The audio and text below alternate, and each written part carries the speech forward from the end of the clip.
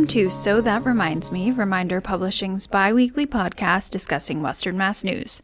I'm Payton North. And I'm Dennis Hackett. And we will be your hosts for today's episode. So Payton, you had a pretty exciting event on Saturday. I did. I went to the Bright Nights Ball. One of our topics we'll talk about in a little bit is it's Bright Nights' 30th anniversary this year. So they have the Bright Nights Ball every year. It's their biggest fundraiser for the Spirit of Springfield. For those who might not know, Bright Nights is run by the Spirit of Springfield. And they also run a ton of other events. They run the Pancake Breakfast, the world's largest. That's in Springfield every summer. They run other events like the 9/11 ceremony. They were the ones who got that piece from the 9/11 wreckage from the World Trade Center. They brought that into the city. They really spearheaded that. It was amazing. So they have a bunch of events throughout the year that they do that not a lot of people might know that the Spirit does. Yeah. But their biggest one that is obvious, that is them, is the Bright Nights Ball. And they had it at MGM on Saturday. It was gorgeous. They had a chairman's reception beforehand, which was about, 100, 150 people. That was gorgeous. That was in the Armory building that's out there on the plaza. And then we all moved inside to the Aria Ballroom, which Saturday night, people might know or might not know, MGM was on fire on Saturday night. Oh, yeah. So while we were all in the Armory building, this event is over 500 people. When you go upstairs in that Aria Ballroom, 500 people are at the Bright Nights Ball. And it was funny, as we pulled in, we park, and my boyfriend, he's like, we were parked on the roof because that was all that was left for parking. There were 600 spots up on the roof. Every other floor was filled. He goes, it kind of looks like the casino was on fire. Do you see all that smoke? I'm like, no, that's got to be exhaust. That's an exhaust of the building. And he goes, I don't think exhaust would be that color smoke, Payton. I'm like, no, it's fine. So we move on. We go downstairs. And they finally, at the end of the chairman's reception, before we go to the ball, they say, oh, just so everybody knows, and you probably were already aware, there was a fire on the 6th floor of the hotel. They, got it contained. Everything's good, and we're good to go. So it moved on, but it was crazy. Just one of the little things that you'd think you prepare for everything when you're throwing an event, and then all of a sudden the building's on fire. The one thing you couldn't possibly have expected happens. Right. So, but the Spirit of Springfield organization is amazing. I've been on their board for a couple of months now, but Judy Matt is such a professional. She's incredible, and she knows how to throw a party. It was stunning. The tables were immaculate. The centerpieces were beautiful. There was a live band. They were so fun. They played Hot to Go. That's awesome. I was laughing. I'm like, what a crowd to be playing Hot to Go right now. Has been stuck in my head. Chappell Roan's incredible. She's something. Good. She's so good. And it was so funny because there's a bunch of Western New England kids who volunteer for the event every year. They do seating. They tell you where your seats are, and they just kind of work the crowd. They sell raffle tickets beforehand, and they're amazing. And all of them, they were off. The second that the dancing started, they were done for the night. Their responsibilities were good. So they were out on the dance floor, and I'm like, what a funny crowd. You've got these 20-year-old college students with these, there were some young people my age, but a lot of 40, 50, 60, 70-year-olds that are also, I'm like, Hot to Go. I'm like, maybe we could have saved that for, 11 p.m., but that's fun. It was fun. It was a really good time, super enjoyable, and it was fun to just get dressed up. Black tie affair, had a fancy dress. Everybody had to wear tuxes if you were a guy, so it was a lot of fun. It was nice to see people all dressed up and get that opportunity. Yeah. So it was fun to go out and celebrate Bright Nights Ball. And you had a fun night, actually, on Saturday night as well. So not only did Payton dress up, I also dressed up. I went to a wedding that night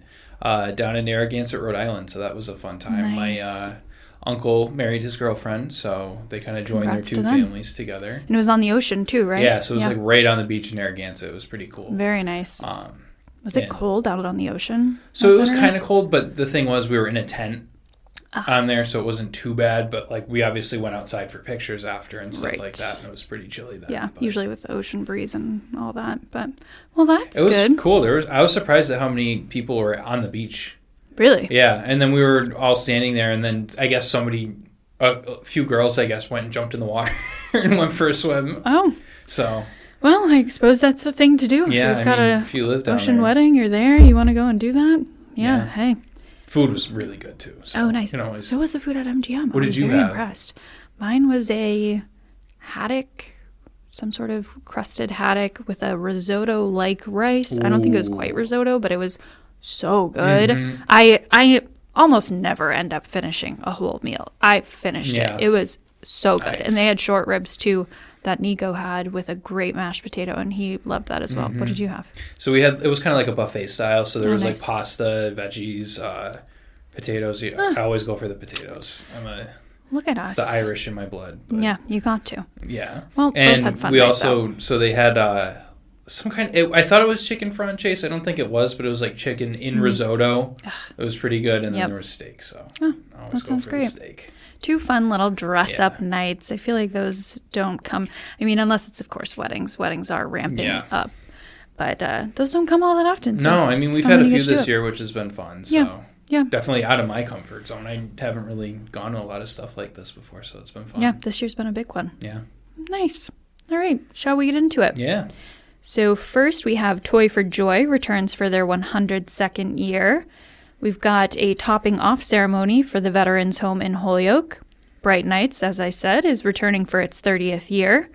East West Rail gets a funding boost. And Monty's March for the Food Bank returns. Before we get into this week's topics, we're going to take a short break. Every month, Reminder Publishing's Go Local magazine features the best Western Mass and Northern Connecticut businesses, with articles on new storefronts, coffee shops, restaurants, and more. Go Local magazine is your resource to find the best businesses to frequent in the area. Go Local also features original recipes, how-to pages on festive crafts, a listing of places to go, and experiences to enjoy over the course of the month, and so much more. Pick up Go Local magazine at hundreds of businesses, banks, gas stations, and restaurants all over Western Mass and Northern Connecticut. Or check out Go Local magazine at thereminder.com. We get it. You're busy, but you want to be connected to your local community. If you're not reading The Reminder, Western Mass's free weekly newspaper, you're missing out on the heartbeat of your town. Stay in the loop with all the latest buzz, from local stories to community updates and exciting events. It's all in The Reminder. Just log on to thereminder.com and dive into the hometown news you love. To subscribe to receive The Reminder at your home, call 413-788-1316. Don't miss a beat. Your town, your stories, your community for over 60 years. The Reminder. We are hometown news. So Toy for Joy supports thousands of Western Mass children every year. It runs off of local donations. So, for instance, if you pick up your Reminder this week, you pick up your Republican on either Thursday or Sunday, you listen to this podcast, you listen to a local radio station, we've got it on NEPM, we are promoting Toy for Joy. The Reminder is a sponsor of Toy for Joy. We're a media partner, along with the Republican, and we are really seeking monetary donations to help support these kids. Children from all over Western Mass through the Salvation Army Holyoke, Springfield, and Greenfield locations. Families can sign up to register, and they do prove financial need. They prove there are birth certificates for their children to prove age, and any child from 16 and under is eligible, as long as all of that financial paperwork checks out, to receive at least one gift and a book this Christmas season. The Salvation Army has distribution days that are laid out for the families once they are proven need. And it's really, really amazing work. We work with Link to Libraries.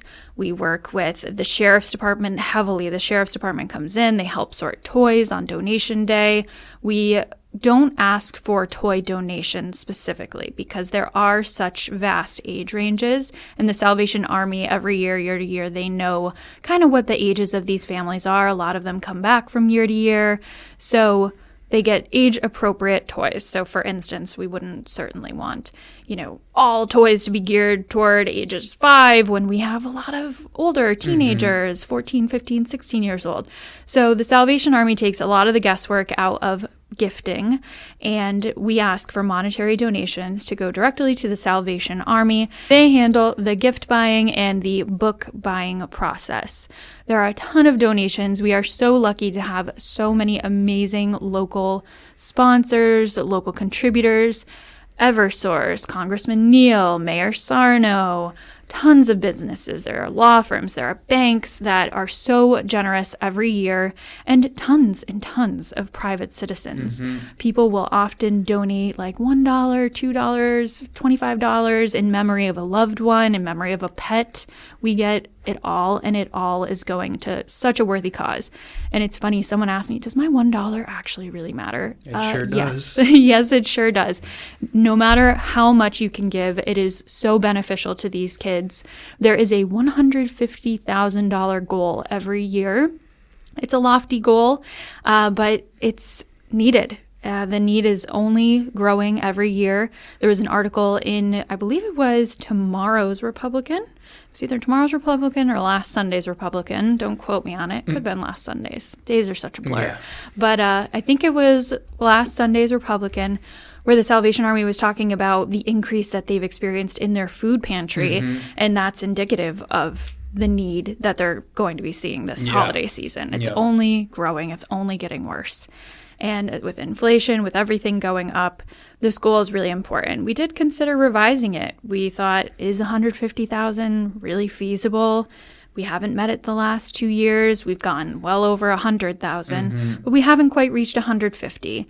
And we said, you know what, we need to keep the goal what it is, because that's actually the need that we have. So we're hopeful we can get a bunch of donations. It's been really exciting to work on this project this year and take this over from Cynthia Simonson. She worked with the Republican for many years as their executive editor, and she was the former media coordinator. So it's been fun to work with the Salvation Army, work closely with them this year, and get Toy for Joy going. Yeah, well, Payton didn't explicitly mention it, but she's kind of been the point person for this whole thing, for really coordinating the media contact and everything. So yeah, I've obviously witnessed firsthand all the work that she's done. I've helped out a little bit. There was one day where we were printing out flyers to send to people. And yes, we sent about 140 business flyers, inquiring businesses to support Toy for Joy this year. And we have had some donations already rolling in, which is awesome. We've already raised over $1,000. We've got $149,000 to go. So we would so appreciate your support. Plenty of time left to do it. So. Yes, plenty of time. We did kick up the campaign a couple weeks early this year, just because Thanksgiving is late. It used to be we'd kick it off Thanksgiving week, and that only gives really 4 weeks. Yeah, and probably less this year. It would feel almost like 2 weeks, really. Right. It would be like 3 weeks until Christmas, essentially. So, yeah, we kicked it up this year. Give us a little bit more time to solicit donations, and there are so many worthy causes. Every cause that's out there right now is so worthy, and it's so difficult to know where you should be spending your money. I'm really excited to donate to Toy for Joy this year. I've been hounding my family to do the same. And I really want to help support these Western Mass kids. I think it's well over 3,000 that we are able to give to. So if you have $1, it counts. We would so appreciate your support for Toy for Joy. And thank you for considering it. Yeah, absolutely. Anything that helps the kids, I feel like, is do it for the kids. Yeah, you got to do it for the kids. Always be mindful of. And obviously, I mean, some people have, great upbringings and stuff like that, but not everybody has that. Exactly. We're not all that fortunate. And this could be Toy for Joy genuinely is giving to people who will not otherwise get a Christmas. And these kids deserve it. So. And you're only a kid once, too. You want to be able to experience a great Christmas as much as you can. And they will. And the Sheriff's Department is there to help support. Toys are coming into Toy for Joy, into Salvation Army at the beginning of December. Distribution days are about mid-December, leading right up to New Year's. And the campaign ends, donation solicitation ends on New Year's Eve, Christmas Eve. Already skipping a holiday, apparently. Donations end right on Christmas Eve. So anything helps. If you have it, we would so appreciate it. And I know all of these kids would too. Yeah. And then one thing to keep an eye on too, in our our reminders in the Republican as we go through the build up to it. There's going to be articles every week. A lot of these, obviously the first couple have been kind of, kicking things off, but there's others where you'll, get a feature on somebody who donated or their mission and what they do every year for the drive. So there's a ton of stuff to look forward to from this. Yeah, a lot of personal stories. There are some businesses who've been doing this in honor of one of their loved ones who loved kids. We'll have a feature next week on Mayor Sarno and his unwavering support. He was the first person to donate this year. He's usually the first person to donate. He is amazing and such a loyal supporter. So now when people are getting their reminders and their Republicans, are they able to cut out the coupon that's in there? Yes. So with every article, you will see a coupon that's with it, and it says, put your name, put the amount, and you mail it with a check right to the Republican. They coordinate with Toy for Joy, with the Salvation Army, all donations. They collect them and then give the money right over to the Salvation Army.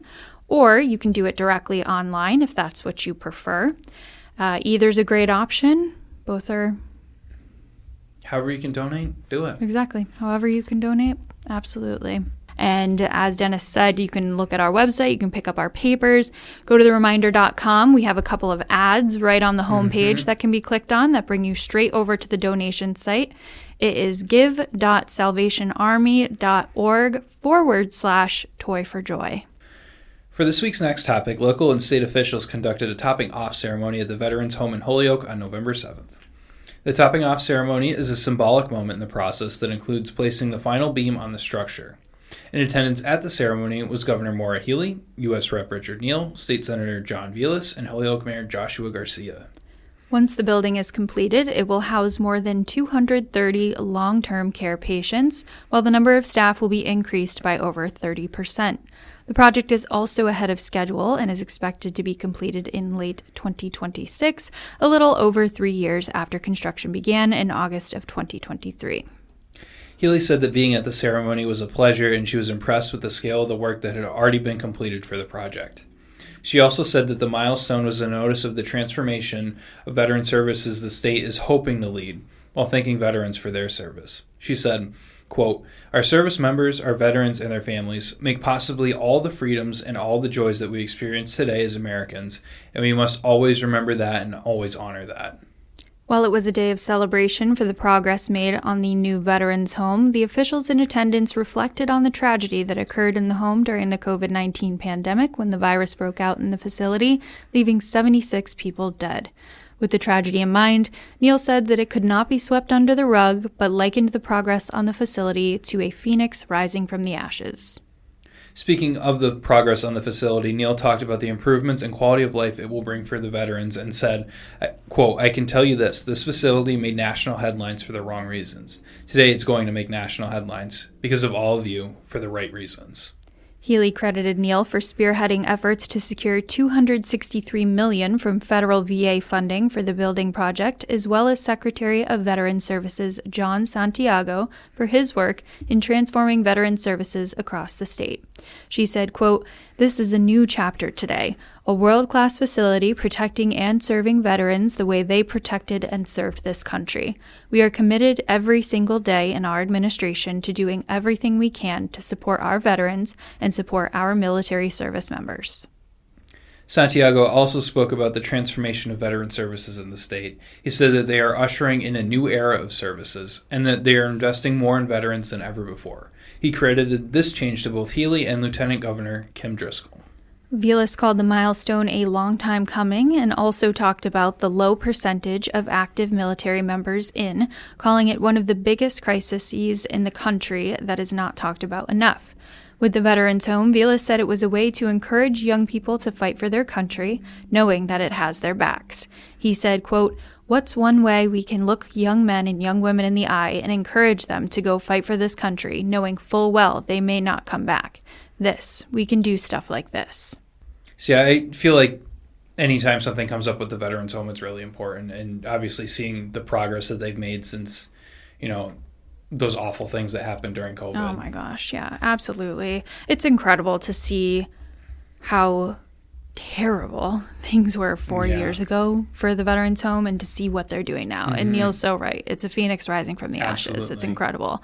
So I'm really happy that this is going, and it's going pretty quickly. This Yeah, project 3 years is happening. is yeah. nuts. Yeah, pretty quick. It's such a huge facility. Have you drove by there? Yeah. I mean, It's crazy. the few times I've gone up to like East Hampton or Holyoke that way, like you always see it on 91, so Yep. it's just huge. The first time I went by, I was like, whoa, Yeah. I could not believe it. It's so far up on the hill, and you could always see the old facility, of Yeah. course. Yeah. But it was a smaller building, a little lower set. This one, you cannot miss it. So Yeah. I'm excited to see the facilities when it opens. I'm sure it's going to be a huge event. Everyone will be there. And I'm excited to go and tour it and see what they've done and what they're able to do for the veterans. They deserve it. Yeah. It's incredible. No, and I always come full circle with the Veterans Home because back when I was in high school, I was part of this lumberjack club, which was like a volunteer kind of service thing. It was really just volunteer stuff. It wasn't, lumberjacking. But one of the things that was like a recurring event for us was that we would come to the soldiers' home and like bring ice cream to the veterans that were in there. The Lumberjack Club. Stop it. Yeah. Stop it. Oh my God, that's amazing. Minnetonka had a lumberjack We sure club. did. So hold on, let's circle back really quick. So what was the purpose? Why were we calling it the Lumberjack Club when you were not doing lumberjack things? I mean, Did you there was all like- have to wear flannels? I need to know. No, this is the questions people would ask back in the day. Of course But they would. Of course but no, they would. It was really just like a volunteer service thing. Like we would do like Raise a Hope walk. There was a couple times where we helped like old folks like do like leaves in their lawns and stuff like that. And it You was weren't just- splitting wood. No. So it had nothing to do with lumberjacking. No, it's been, This is very interesting. what? It's been like almost 10 years since I was in lumberjack clubs. Is this your 10-year reunion? 2025 will be. Let's circle back on the veterans, Veterans Home. Let's talk about that, but we have a lot to talk about. Your 10-year reunion, you got to go. Gosh, can't If I get believe invited. Lumberjack Club. was That's not- crazy, but it that's was, very nice that you guys went yeah. over there and you did that, and that's obviously a lasting impression on Yeah. you. Yeah, So- no, it's definitely something that comes full circle for me. My grandpa awesome. was in the military, not active duty, but he was, he served here. So, Yep, nice. Yeah, no, definitely important cause, important to me for sure. And I'm really excited to see the facility when it's all done. yeah, It's I'm going sure to be it's beautiful. going to be a great ceremony when they open it up to the public and everybody. Absolutely, absolutely. So, yeah. And for more information on the building project and to follow its progress, stay tuned to thereminder.com. So, as I mentioned earlier in the podcast, I am a board member of the Spirit of Springfield. Just to be transparent, we are talking about Bright Nights in its 30th season this year. So I do have a connection there, but I think regardless, we'd be still talking about Yeah. it because I'm a big fan of Bright Nights. I've been going for years. Most people in this area Yeah. have gone. A lot of people, it's a family tradition. So we've got to talk about it. Yes. So Bright Nights has been a staple of the holidays in the area since 1995. Since then, over 7 million people have taken the 3.5-mile drive through Forest Park to see the lights. From 2020 to 2022, Bright Nights was named the American Bus Association's list of Best of the Best each year. It was also previously named to the organization's Top 100 Destinations in America list. Bright Nights is a collaboration between the city's Department of Parks, Buildings, and Recreation Management and the Spirit of Springfield. Speaking of the origins of Bright Nights, Spirit of Springfield President Judy Matt said, "The park systems were not being used in the winter." She added that she learned about a lighted park in another state from former Executive Director of Parks, Buildings, and Recreational Management, Patrick Sullivan. After working with an initial designer that came up with traditional Christmas lights, but ones that weren't tied to the city, Matt said that she wanted it to be about Springfield, with ties to figures like Dr. Seuss. With this in mind, the next designer, John Catenacci, understood that it was going to be a celebration of the city and not just a generic light show. A project like this needed some significant funding, so prior to its first year, Matt said she went to the city's financial heavy hitters to solicit donations. She credited Peter Pan Bus Lines founder Peter Picknelly with securing the funding and said that the $400,000 in underground electrical work required for the displays was, quote, done on a handshake with Peter Picknelly. Even now, some of the organizations that supported the first Bright Nights continue to do so, as organizers must raise $160,000 ahead of each season for costs to the park, such as staffing, electricity, and use of the park. From there, the route for Bright Nights was designed to take advantage of the natural topography of the park, as each section is hidden from view by slopes and hills in the park, resulting in a natural unveiling. While the displays have never been swapped out, some new pieces have been added. With a cost of about $70,000 per display, it would not be feasible to change the lineup. Matt added, "People have their favorites. People do look forward to the dinosaur, to the leaping deer. It's magical." Matt also explained that Bright Nights has become a holiday tradition for thousands of families. She noted that the Picknellis experienced a full circle moment when his daughter, who first experienced Bright Nights when she was 4, brought her baby last year. Matt added, "Hopefully it'll be there for years to come." I love Bright Nights. I just wrote my Go Local column for December about Bright Nights because we're featuring it in the magazine. And I remember going when I was 7 years old. My grandparents, my parents, my uncle, my brother, we all popped into my grandfather's Dodge Durango, and we went out. We waited in line because at the time it was so new. It was 7 years at the time, 7 years old. Spirit of Springfield's Bright Nights was born the year I was born. And we went out and we waited in crazy traffic. My brother and I had no idea what we were getting into. And I just remember being amazed. Everything's larger than life, especially when you're 7. But even still, now, everything is massive. And it's just so beautiful. So I had my own full circle moment when I went to the Bright Nights ball this past weekend. At 7 years old, I obviously never could imagine that I'd be going to a ball to celebrate and raise money for that display. So it was really special. Something like the little kid you wouldn't even dream of. You know what I mean? Yeah. No, it was really special. So yeah, I'm really excited for the Spirit for Bright Nights to be 30 years old. Crazy. Yeah. Ooh, that means I'm going to be 30 years old. That's crazy. But yeah, it's very exciting. Do you have any special Bright Nights memories? I mean, we always went when we were kids. You know, it was something that we would do every year. The classic route for us is we would hit Bright Nights, and then on the way home we would hit Greenleaf Drive in Hamden. You've got to go to Greenleaf Drive. Oh, I love Greenleaf. But they were like two different experiences too, which I really appreciated, because you would get the big lights and the big show in Forest Park, and then you go to Greenleaf and you get like the cutouts of all the characters and stuff like that. For anyone, for anyone who hasn't been to Greenleaf Drive, it's in Hamden, and it's a street with a cul-de-sac, and there's, I don't know, maybe 15 or so houses on the street, maybe a little less.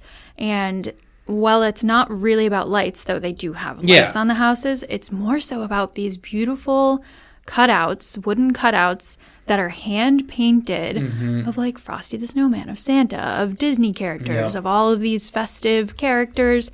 And they're lit up, and they're so beautiful. And one house in the last few years has had like a VR like Santa over the window. So you see Santa in the window like putting a gift down, and there's Mrs. Claus in another window. One of my favorite things was a couple of years ago, Sarah Haynerden did a story on it on Greenleaf Drive, and one of the homes, I think someone was sick. They weren't really in their home anymore, but the home wasn't up for sale, and it was the holiday season. And one of the neighbors strung lights over, obviously, like you could tell they did it intentionally, strung lights over to that person's house and put up a lawn sign that said ditto with an arrow pointing over. And it was so cute and funny because obviously they couldn't be doing their own lights that year. And the neighbors kind of took it upon themselves to make it just like a funny, sweet thing, because every house on that street gets into it. I think every house, but maybe one to two, but every house gets into it. I will say, that house went up for sale, the house I was just referring to, maybe 2 years ago. And at the time, I said to my parents, I was like, do you want to buy it? I was like, can you buy this for me? I will fix it up. I wasn't in the place at the time to buy a house. I was like, I will pay you, like buy it out from you, pay you every month. I need a house on Greenleaf Drive. I do. It's like, I love Christmas. The lights are beautiful. I would love nothing more than to decorate every year like crazy and have that. It's just so special. So definitely, if you're not going to Bright Nights, you should be, but you got to get down Greenleaf Drive. Yeah, you got to go both.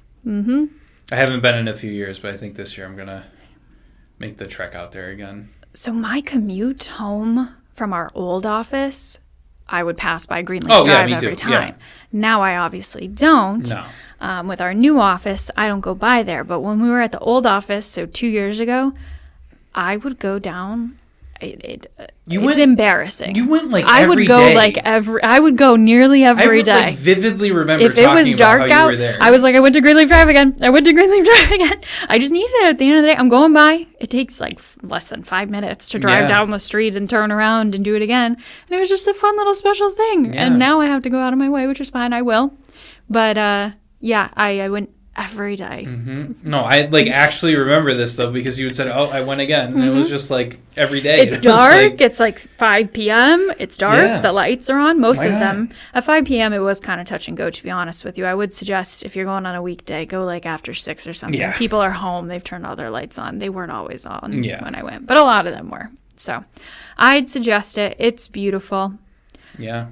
I'm just excited for this Christmas season. I think both of us are really kind of looking forward to celebrating this year after a couple years. Yeah. So. Yep. I am excited. So Bright Nights runs from November 27th to January 5th, with the exception of December 2nd and 3rd. And tickets for Bright Nights this year went on sale on November 14th. Tickets are available online or at Big Y supermarkets. General admission is $23 per vehicle, while the first night of the season is $6 to reflect the original price. December 10th is $10 Tuesday. For more information or to purchase tickets, head to brightnights.org. Before we jump into our next topic, we are going to take a quick break. The holiday season is quickly approaching, and you can bring joy to a child's life with just one small act of kindness. The Salvation Army's Toy for Joy campaign is in full swing, and we are asking you to help make a difference. Your monetary donation will help provide thousands of Western Mass children with a toy and a book, filling their holiday season with joy and imagination. At Toy for Joy, we believe every child deserves to experience the magic of the holidays. Your support can help make this wish a reality. Visit give.salvationarmy.org/toy4joy today and give the gift of joy. Together, we can make this holiday season brighter for every child. Toy for Joy is a partnership between the Salvation Army, Reminder Publishing, and the Republican. Since the founding of Reminder Publishing over 60 years ago, the Reminder has brought local businesses together with their customers through our advertising and coverage. Over the past 4 years, the Reminder has been adding to its reporting and expanding our readership, while other newspapers in the region, state, and country have scaled back or closed. We want local community journalism to thrive and grow, and are asking our readers and listeners to support and participate. The Reminder Press Club's mission is to ensure that local journalism is sustainable and leading healthy community discussions. The Reminder Press Club is a way for you to support the crucial work of professional reporters covering the vital stories in our community. Learn more about the Reminder Press Club or join at reminderpressclub.com. And we're back. For our next topic, U.S. Rep. Richard Neal and the Massachusetts Department of Transportation announced an additional $36.8 million for the statewide passenger rail system known as Compass Rail. With this grant from the Federal Railroad Administration, the designs for the Springfield Track Reconfiguration Project, part of the planned Boston to Albany component known as East-West Rail, will be brought to 100% completion. Currently, the trip from Springfield to Boston, one way on the Amtrak Lakeshore Limited, is about 2 hours and 26 minutes. With the new line, that trip will take no more than 2 hours and 10 minutes. The north-south components of Compass Rail will include the Valley Flyer, an Amtrak line between Greenfield and New Haven, Connecticut, and the Vermonter, which connects St. Albans, Vermont with Washington, D.C. Transitions between these lines and East-West Rail will be available in Springfield. MassDOT West East Rail Director Andy Koziol said that the state is consistently applying for federal money to advance East-West Rail and called Governor Maura Healey's administration aggressive in its pursuit of funding. He also announced that the Boston to Albany corridor has been accepted in the Federal Rail Administration's Corridor ID program, national network of rail lines. He said this will provide the route with dedicated federal funding for related capital projects. Overall, the project has received more than $275 million in allocations from various sources for different sections of the rail network, including $108 million from the CRISI program for the inland route, $103 million to reopen Springfield's Union Station. An additional $123 million is slated to be spent on capital improvements for the Compass rail system. The overall cost for the rail system is unknown, as the design work is still not complete. All of the local legislators in attendance, including State Senator Jake Oliveira and State Reps Orlando Ramos, Kelly Pease, and Aaron Saunders, spoke highly of the project, including its economic benefits. Oliveira also said that a potential Palmer stop has been narrowed down to 6 locations. Neal added that the finished Compass Rail will be an additional economic boon for Massachusetts. Citing ski attractions and the Basketball Hall of Fame, he said regional visitors to these attractions will augment the use of hotels and restaurants. I think it will be a major addition and economic engine. So East-West Rail, obviously this is a huge topic that can, like Neal said, I think it would be a big boon to our area to be able to have this. I know a lot of people that'll go from Springfield north or Springfield south, but we don't really get that kind of west to east type of travel with convenience like that. I don't know what more I could say about East-West Rail that we haven't already said, but I'm excited for it. I hope it goes through. I'd love to not have to drive into Boston, hop on a train in Palmer. So convenient for me. Yeah. It would be great. But we'll see. They've still got a lot of work to go. Like I said, the design work is still not complete, so it's going to take a bit, but I'm hoping one day we'll get there. And I believe they said it would be at least 12 years. Yeah. It's a lengthy project. From 2018 to 2030. Yeah. But obviously you got to think, I'm assuming laying down rails is a very lengthy process compared to a building or something that. Absolutely. But exciting. Another feather in the cap. Step toward getting this done. Yeah, I'll definitely. Younger me would have loved this going to school in Boston. Oh my gosh, yeah, for you that would have been so convenient. Yeah. Think of all the kids who are living in Western Mass. They're going to school in Boston. They can hop on a train, come home and visit their family. Yeah. Because a lot of those kids obviously don't have cars. No. So that's great. Or the parking is just such a nightmare in that you the don't city. Even want to. That's why I didn't drive there. Yeah, no, absolutely. That's a great point. I actually didn't even really consider the college kids' standpoint. Yeah. Coming home. Come home for a weekend or awesome. Extended break or something. Yeah, absolutely. It makes it so much more accessible. I just know back in the day it was off, or it might still be, but it used to be terrible because my cousins, they also went to school out in Boston and they always had to take a bus. Oof. So. Yeah. To me, I'd much rather take a train than a bus. Yeah, for sure. I agree. Me too. For more information about East-West Rail and future updates, head to thereminder.com. For this week's final topic, the March for the Food Bank returns to the area for its 15th year on November 25th and 26th to help raise funds for the Food Bank of Western Massachusetts. The march initially began when longtime 93.9 The River and New England Public Media radio host Monty Belmonte pushed an empty shopping cart from Northampton to Greenfield with the goal of raising $5,000 for the food bank. For that first march, he raised $13,000. Since then, the march has transformed into a 43-mile march from Springfield to Greenfield over the course of 2 days. The goal for this year's march is to raise $500,000, which is the equivalent of 1.5 million meals. With every $1 donated or fundraised, the food bank is able to provide 3 nutritious meals to someone facing food insecurity in Western Mass. Last year, the food bank raised $517,194. This year, Belmonte is joined by U.S. Rep. Jim McGovern and Food Bank Executive Director Andrew Morehouse. Day 1 kicks off with a ceremony at Martin Luther King Jr. Community Center in Springfield at 6:30 a.m., where coffee and small bites will be available ahead of the trek up to Northampton. For Day 2, the festivities began at McGovern's Northampton office on Pleasant Street at 6 a.m. From there, the march heads to Hadley, where marchers rest before continuing to Amherst. In Amherst, Belmonte is joined by the largest group of either day when students from local schools march through Amherst.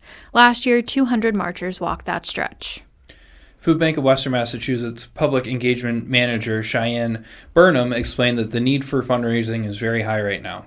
She said that the bank serves close to 120,000 people each month, while also providing food to 187 pantries. She added, quote, "All the money raised directly benefits the food bank and allows us to purchase more food, and we're able to stretch $1 and make it as much an impact as possible."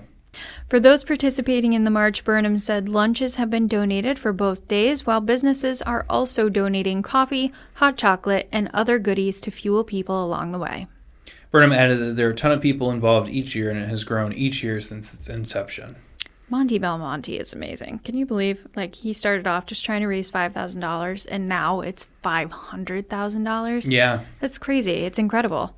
I remember speaking to him, not for this, but I think whenever they announced he was retiring from the river back a few years ago, and it was a great interview. It was one of those stories where I was like, I really loved, writing this story and doing it. But it's cool to see the work they're obviously doing here to raise money for the food bank. Absolutely. The fact that they're able to take $1, make that 3 meals for somebody. I know. That's insane. I know. It's amazing. It's amazing. They are doing such good work. He has been working so hard at this year after year. And what a good cause to support. We've got some good causes on today's podcast. It's exciting. Tis the season, really. Yeah, tis the season. Tis the season, the giving season. Yep, that is so nice to see the support that comes out for these organizations. It's really, really incredible. And the amount of people that march with him. Yeah. Isn't that amazing? Yeah, absolutely. All these people just opting to do that. Taking their weekend and saying, hey, we're going to do this and, it's really support nice. such a good cause. Yep, absolutely. But, yeah, it'll be looking forward to see what they're able to fundraise this year. I'm assuming it'll be a big number again, like always. Yeah, absolutely. Hopefully they break that 517,000 they did last year. So agreed. And then for any listeners interested in joining or forming a team or donating, head to marchforthefoodbank.org. Sign-ups are open until the second day of the march kicks off. That wraps another episode of So That Reminds Me. Thanks for listening, and we'll be back again with an episode next week. Thanks for listening to So That Reminds Me, produced by Western Massachusetts news source Reminder Publishing. Don't forget to subscribe to the podcast, find the latest news at thereminder.com, and follow Reminder Publishing on Instagram at Reminder Publishing, on X at The Reminder MA, and on Facebook. Reminder Publishing, we are hometown news.